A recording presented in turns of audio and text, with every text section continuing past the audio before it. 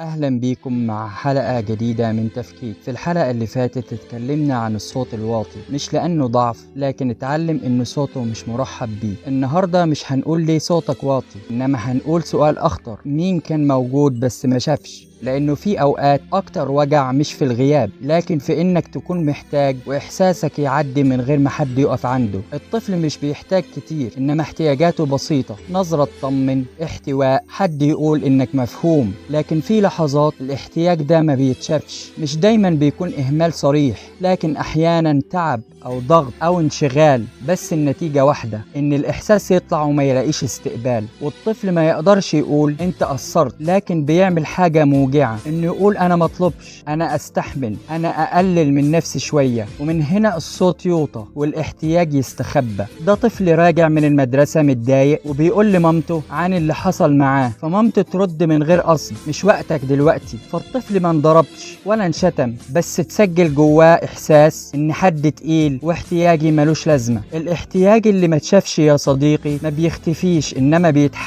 يتحول لذنب أو خجل أو لصوت داخلي بيقول بلاش تطلب حاجة. ومع الوقت الإنسان ما بيبقاش ساكت، إنما بيتكيف مع سكوته وضعفه. تعال نشوف نفس الاحتياج ده بس وهو لابس هدوم الكبار. دي يا زوجة داخلة على زوجها متضايقة، مش عايزة حل ولا خناقة، بس هي محتاجة تتحضن، تتحس، تقول أنا حاسة إني وحدي شوية. فزوجها ما بيسيبهاش ولا يقلل منها، إنما بيقول لها جملة تبدو عاقلة جدا: أنت مكبرة الموضوع، أو إن كل البيوت كده. الجملة دي ما كانتش قسوة، لكن كانت اختصار. فالاحتياج ما تقابلش بقوة، إنما تقاس وتحط في مقارنة فاتقفل. الزوجة هنا بتسكت، مش لأنها اقتنعت، لكن لأنها حست إن إحساسها ملهوش مكان. ومن اللحظة دي بطلت تطلب وبقيت فاهمة، مستقلة، مش محتاجة حاجة. ده مش نضج، إنما انسحاب مهذب. وفي الطرف التاني ده زوج داخل على مراته شايل هموم ومثقل، حاسس إن الحمل زايد عليه، بس عمره ما اتعلم يقول أنا محتاج. فبيقعد ساكت أو يقلب في الموبايل أو يهرب في الشغل. ده مش برود، ده صوت واطي اتربى على إن الرجالة ما بتشتكيش، والنتيجة اتنين في نفس البيت وكل واحد شايل احتياجه لوحده. مش عشان الحب مات، لكن عشان الاحتياج ما تشافش. الاحتياج اللي ما تشافش ما بيعملش خناقة، إنما بيعمل مسافة بتاكل العلاقة حتة حتة. ومع الوقت الإنسان بيعمل حاجة أخطر: بيلبس دور القوي العاقل. والدور ده مش نفاق،